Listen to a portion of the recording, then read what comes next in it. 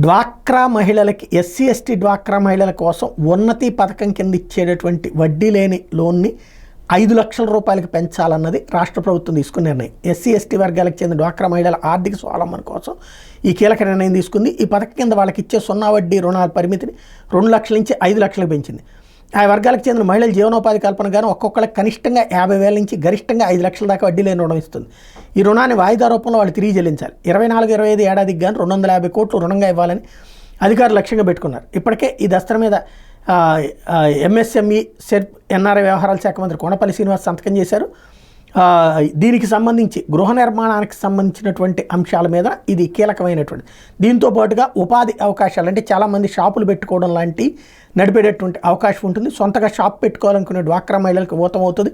లేదా వ్యాపారాలు చేసుకోవాలనుకునే వాళ్ళు, కోళ్ల పారాలు పెట్టుకోవాలనుకునే వాళ్ళు, కోళ్ళను పెంచుకోవాలనుకునే వాళ్ళు, గొర్రెలు పెంచుకోవాలనుకునే వాళ్ళకి, గేదెలు పెంచుకోవాలనుకునేటటువంటి వాళ్ళకి, షాపులు పెట్టుకోవాలనుకునే వాళ్ళకి, చిన్నపాటి హోటళ్ళు పెట్టుకోవాలనుకునే వాళ్ళకి మంచి అవకాశం అవుతుంది.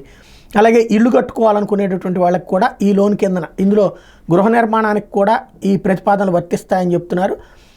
ఎస్సీ కార్పొరేషన్ నుంచి 8 కోట్ల మేర నిధుల్ని రాయితీ కింద డ్వాక్రా మహిళలకు అందించేటువంటి అవకాశం ఉంది. ఒక్కో మహిళకి గరిష్టంగా 50,000 రాయితీ కింద ఇస్తామని కూడా ఈ సందర్భంగా ప్రకటించారు.